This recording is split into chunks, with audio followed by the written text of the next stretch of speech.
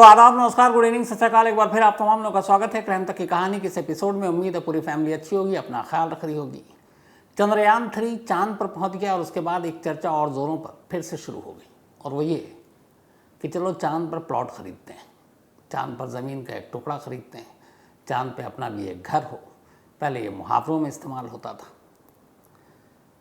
इससे पहले बहुत सारे क्राइम तक फैमिली मेंबर ने बड़े मेल लिखे थे कि सर चांद पर ज़मीन कैसे कोई ख़रीद सकता है और बेचता कौन है, कितना है, कीमत क्या है, किस रेट के हिसाब से है।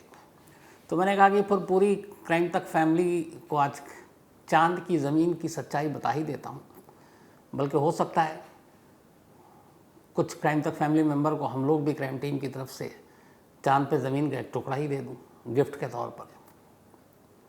आपको याद होगा कि भारत में 2018 में पहली बार ये आया कि एक्टर सुशांत सिंह राजपूत ने चांद के ऊपर ज़मीन का एक टुकड़ा ख़रीदा था।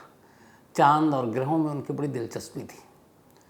25 जून 2018 को बाकायदा सुशांत सिंह राजपूत ने वो रजिस्ट्री भी दिखाई थी चांद के ज़मीन की, जब उन्होंने इस सौदे की डील हुई थी और अपने नाम पर चांद का एक टुकड़ा करा लिया था। शाहरुख खान, उन्होंने ख़ुद तो नहीं ख़रीदी चांद पर ज़मीन, लेकिन उनकी एक फ़ैन है जो ऑस्ट्रेलिया में रहती हैं, और वो हर साल शाहरुख खान के जन्मदिन पर चांद का एक टुकड़ा ख़रीदती हैं, एक प्लॉट शाहरुख खान के नाम पर, और वो ज़मीन के पेपर शाहरुख खान को गिफ्ट कर देती हैं। तो शाहरुख खान के पास भी है। अभी हाल में गुजरात की एक लेडी ने ख़रीदा, इससे पहले हिमाचल में कुछ लोगों ने ज़मीन ख़रीदा। बड़े बड़े सेलिब्रिटी बिजनेसमैन हैं, उन्होंने भी ज़मीन ख़रीद रखा है। तो सवाल ये है कि ये ज़मीन ख़रीदने और चांद पर प्लॉट लेकर घर बनाने का ये आइडिया है क्या, और बेच कौन रहा है, कितने का बेच रहा है। और सबसे बड़ा सवाल ये, 3,84,426 किलोमीटर दूर चांद है। अब जैसे हम लोग यहाँ रहते हैं अपने देश में, तो आमतौर पर हम जहाँ रहते हैं उसी मोहल्ले में, उसी कॉलोनी में, आसपास थोड़ी दूर कुछ किलोमीटर, चलो भाई कोई अच्छा प्लॉट मिल रहा, ज़मीन है, वहीं ख़रीद लेते हैं। इन चीज़ों को ध्यान में रखते हुए कि जहाँ नौकरी करते हैं वहाँ से उस घर की दूरी कितनी होगी, उस हिसाब से हर शख्स अपना एक आशियाना बनाता है, चुनता है। बड़ी मेहनत लगती है, पूरी ज़िंदगी गुजर जाती है एक घर बनाने में। अब यहाँ करीब 4.25 लाख किलोमीटर दूर ज़मीन खरीद रहे हैं। आमतौर पर हम जब ज़मीन खरीदते हैं तो भाई ज़रूरी है कि पहले जाकर लोकेशन देखेंगे, कहाँ पर ज़मीन है, उसका लोकेशन क्या है, आसपास का माहौल क्या है, आसपास की बस्तियाँ कैसी हैं, बसी हैं कि नहीं बसी हैं। अब ये इकलौती ऐसी चीज़ है कि चांद पर जो ज़मीन खरीद रहा है वो अपनी ज़मीन देख ही नहीं पा रहा। अब जाए कौन 4 लाख किलोमीटर दूर ज़मीन देखने के लिए। तो आप ज़मीन तो ख़रीद रहे हैं, पर उस ज़मीन को आप नहीं देख रहे हैं, और जितने में ज़मीन खरीद रहे हैं मुझे लगता है कि वो कुछ नहीं है। खाली ज़मीन के उस टुकड़े को एक बार देखने चले जाएं आप, तो पहले तो जाना मुश्किल, बड़ी मुश्किल है, और ऊपर से चले भी गए तो लगा कि यार जितने का ख़रीदा नहीं, उससे ज़्यादा तो सफ़र में लुट गया। तो आइए आज आपको बताता हूँ चांद के ज़मीन और प्लॉट की सच्चाई क्या है। सेकेंड वर्ल्ड वॉर के बाद, दूसरे विश्व युद्ध के बाद, एक तरह से जब एटम बॉम्ब बन चुका था, तब ये हुआ कि बहुत सारी चीज़ें बदलेगी दुनिया में। फिर ज़मीन छोड़कर कुछ ताकतवर देशों ने आसमान की तरफ देखा। उन्होंने कहा ज़मीन तो ठीक है, अब आसमान पे भी कुछ सोचते हैं। तो उस वक्त अंतरिक्ष में जाने की शुरुआत हुई, स्पेस में, और अमेरिका और रूस, ये दोनों फिर आमने सामने, दो ताकतवर देश, यूएसएसआर उस वक्त। अब उन्होंने कहा कि चलो स्पेस पे ही अपनी अपनी दुनिया देखते हैं। तो एक तरह से स्पेस वॉर शुरू हो गया, अंतरिक्ष युद्ध। उस दौरान में बहुत सारे अंतरिक्ष के मिशन पूरे हो गए। 1967 में अमेरिका चांद पे जाने की भी तैयारी कर चुका था कि इंसान को भेजेंगे, लेकिन वो 3 एस्ट्रोनॉट ज़मीन पे ही प्रैक्टिस के दौरान उनकी मौत हो गई जलकर। ये मैंने कहानी आपको 2 दिन पहले सुनाई है। इसके 2 साल बाद 1969 में खैर अमेरिका ने चांद पर भेज भी दिया 3 लोगों को, जिसमें नील आर्मस्ट्रांग पहले शख्स बने जिन्होंने चांद की धरती पर कदम रखा था। तो 67 में जब ये हादसा हुआ, पहली बार इंसान को भेजने की अमेरिका की कोशिश नाकाम हुई। उसी 67 में, तब तक चूँकि स्पेस वॉर शुरू हो चुका था, तो बहुत सारे देशों को लगा कि यार ये स्पेस में जो जा रहे हैं, ख़ासतौर पर उस वक्त बाकी देशों की तो हिम्मत भी नहीं थी, न पैसे थे, न साधन थे, उसमें हमारा भी देश था। तो ये हुआ, हालांकि हमारा 1962 में शुरू हो चुका था स्पेस का मिशन, लेकिन उस वक्त तक हम इतने लायक नहीं थे। तो ये हुआ कि अगर अमेरिका और रूस जैसे देश स्पेस में घुस रहे हैं तो कल को ये अपना मालिकाना हक भी जता देंगे, वहाँ पे जो भी करेंगे। इंसान जहाँ रहता है उल्टा पुल्टा तो करता ही है, तो ज़मीन छोड़ के अभी आसमान को गंदा करना शुरू कर देंगे, अंतरिक्ष में भी अपनी गुंडागर्दी दिखाएंगे। तो ये हुआ कि कल को ये स्पेस पे दावा ठोक दे, कल को चांद पर कोई देश दावा ठोक दे तो इसके लिए 1967 में एक मीटिंग हुई यूनाइटेड नेशन के तहत, और इस मीटिंग में 104 देशों ने एक समझौते पर दस्तखत किया। ये समझौता था, इसका नाम है outer space treaty. Outer space treaty, जिसमें अंतरिक्ष भी आ जाते हैं, चांद भी आ जाता है।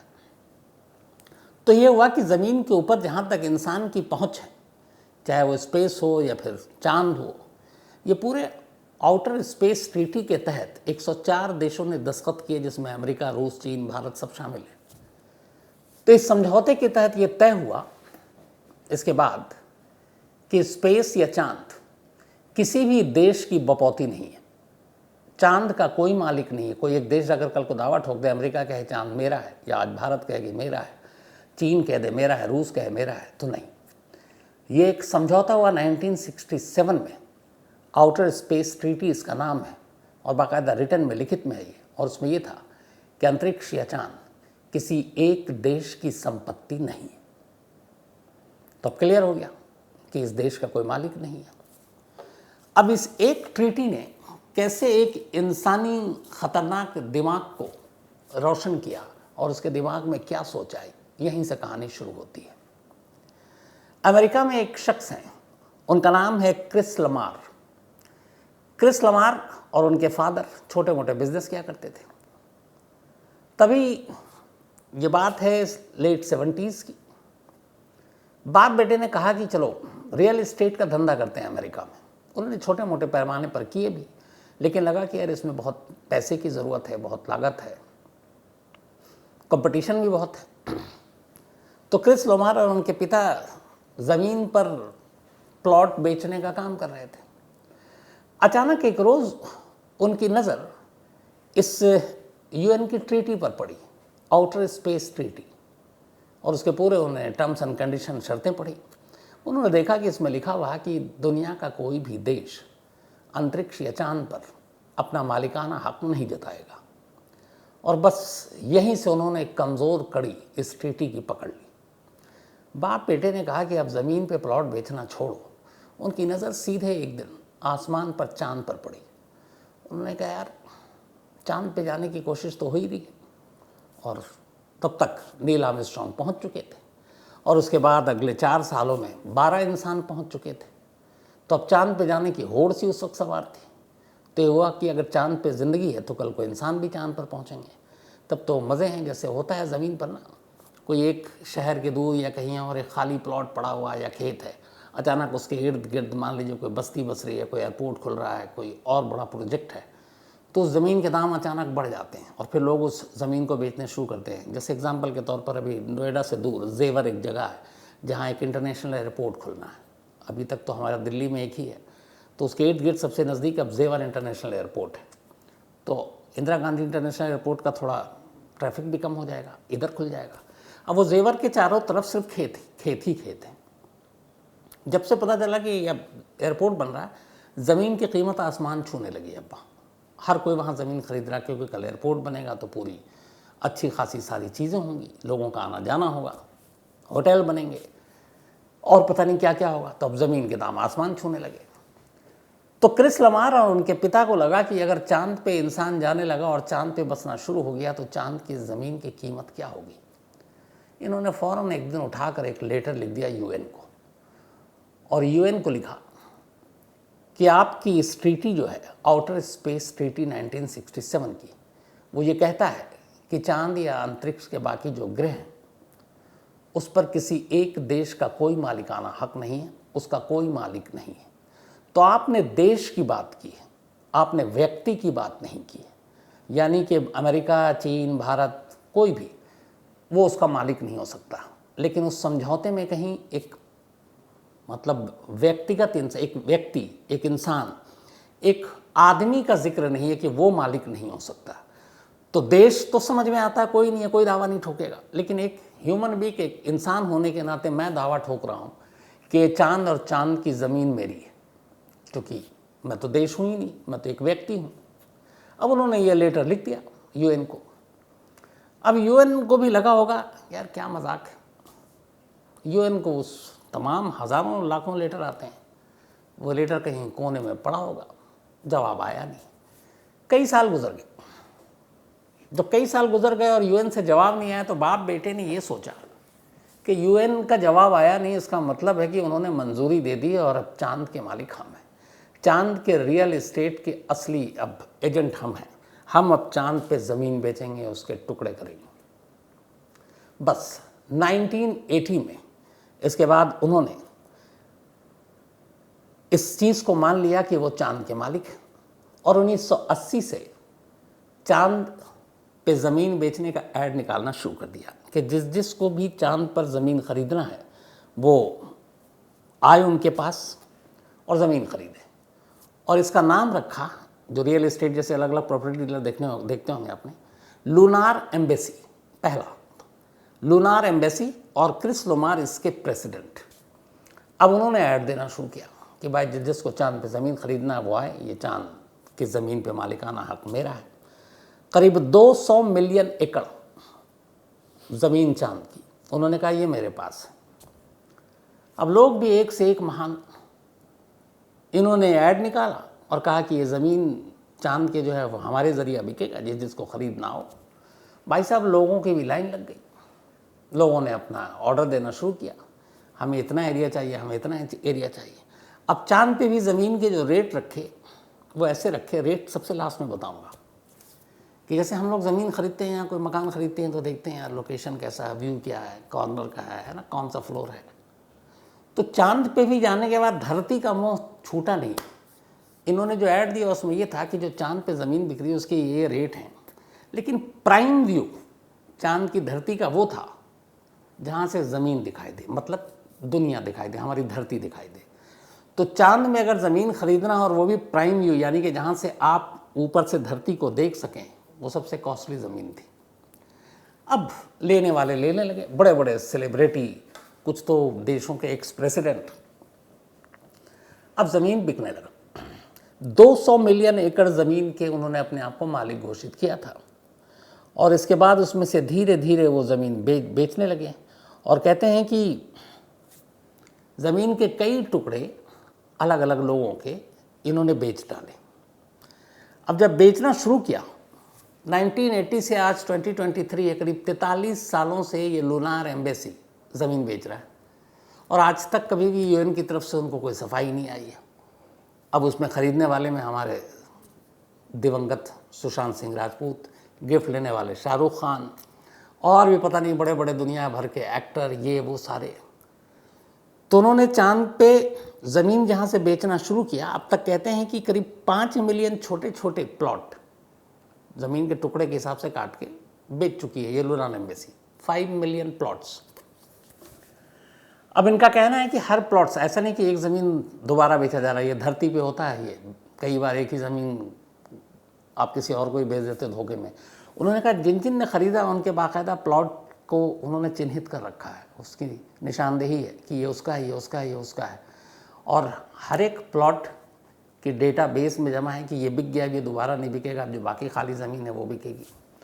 तो 43 साल से ये, इसके बाद एक और साहब आ गए, वो भी ऐसी उन्होंने चांद पे अपना वेबसाइट पे ऐड डाला और बेचना शुरू कर दिया। तो अब ये दोनों बेचने लगे और आज तक बेच रहे हैं। अब अभी हाल में क्या हुआ कि एक अहमदाबाद की लेडी ने चांद पे एक ज़मीन ख़रीदा। अब चांद पे जब ज़मीन ख़रीद लिया उसके बाद उन्होंने पैसे भी दे दिए। अब जब वो पेपर लेने गई तो पता चला कि जहाँ जिस वेबसाइट से उन्होंने किया था वो बंद है। अब वो पुलिस के पास पहुँच गई, अब कह रहे हैं हमारे पैसे लौटाओ। तो वो धोखा हुआ, हालांकि बाकी के पास सर्टिफिकेट भी है। तो ये तो हो गई पूरे चांद पे ज़मीन की बेचने की कहानी और कौन बेच रहा है इसकी बात। अब आइए पूरी सच्चाई की ये असल मामला है क्या। तो असल मामला ये है कि पहली चीज़ तो एक आम इंसान जिसमें ज़रा भी होश अकल हो, जो चीज़ आपसे इतनी दूर है जिसको आप देख नहीं सकते, आप जा नहीं सकते, आप वहाँ ज़मीन का टुकड़ा लेके करेंगे क्या? और अगर ले भी लिया तो ज़िंदगी तो वहाँ है नहीं, तो आप रहेंगे कैसे?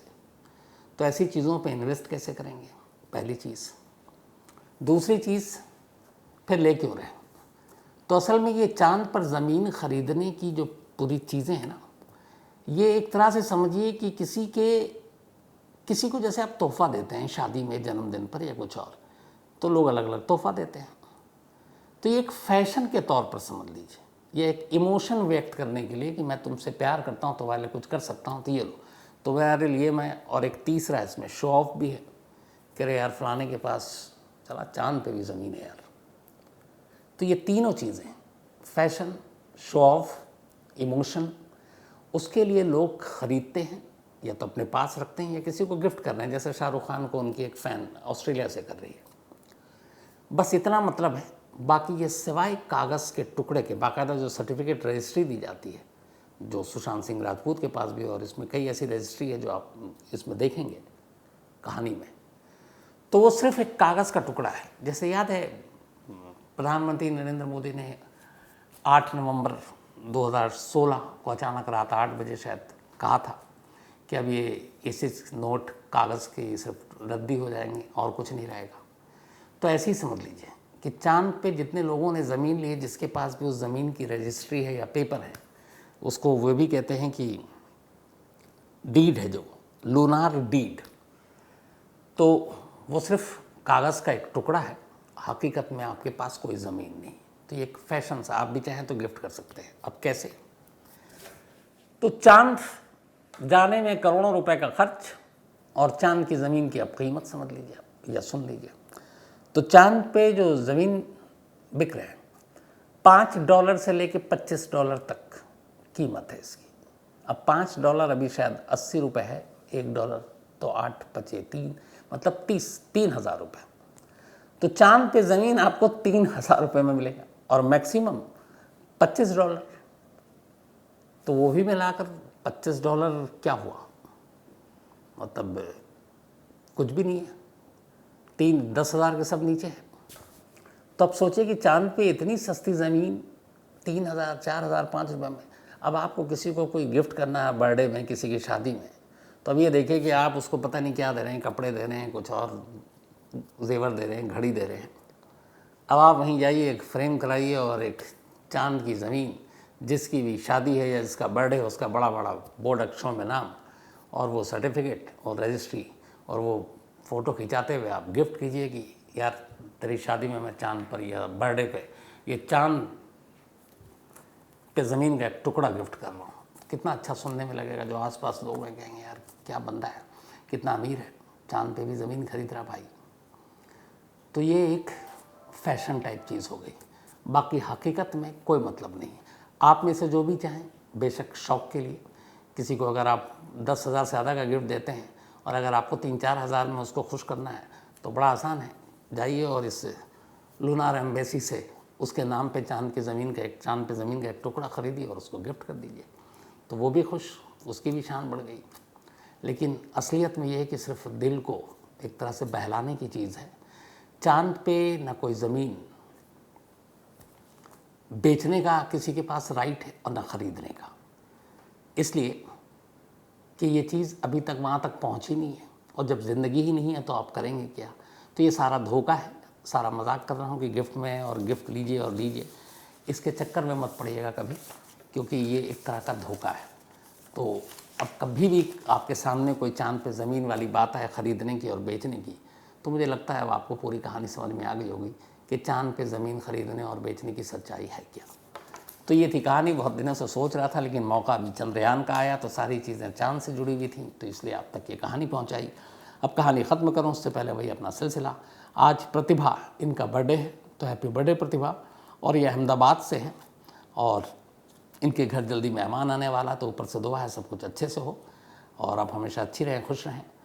इसके अलावा सिद्धार्थ भंडारी, इनका भी जन्मदिन है, तो हैप्पी बर्थडे सिद्धार्थ। और ये सुमित्रा जी और भरत जी के बेटे हैं।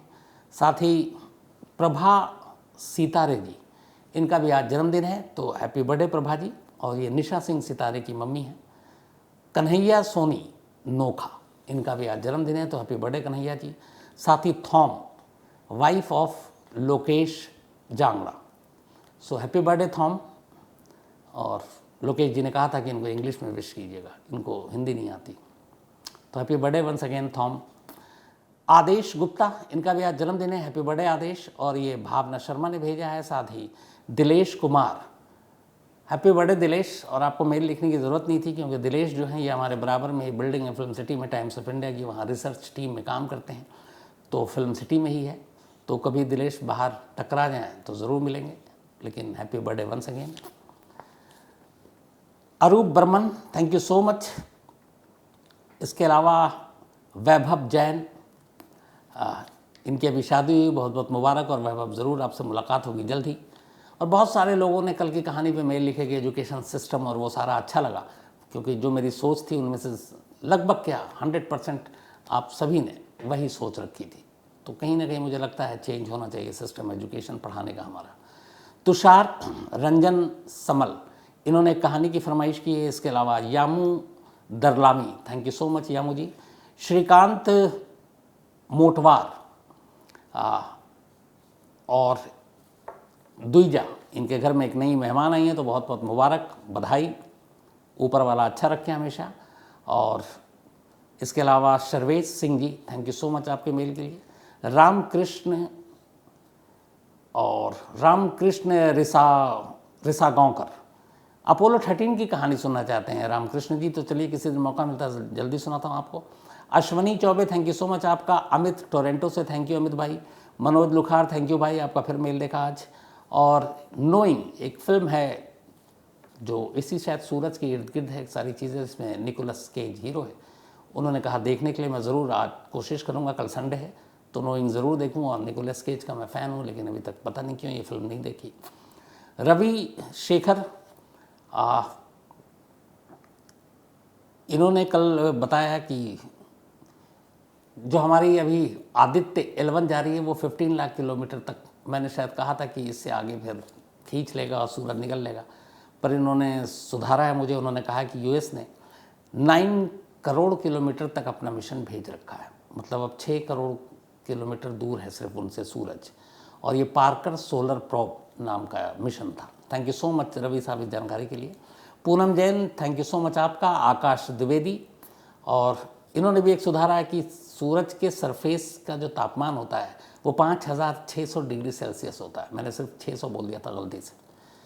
तो संजय पाल सिंह उत्तराखंड से, thank you so much. Shraddha Bhardwaj, thank you आपका भी।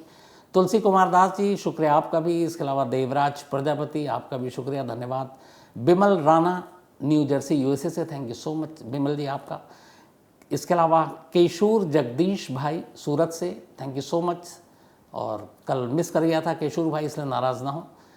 साथ ही Vishal Surve, thank you so much आपका भी। और सैमसन डिब्बार्मा, इन्होंने कहानी की फरमाइश की है। तो आज कहानी में इतनी ही। अब आपसे मुलाकात होगी मंडे को किसी नई कहानी के साथ। तब तक अपना ख्याल रखिएगा। Thank you very much.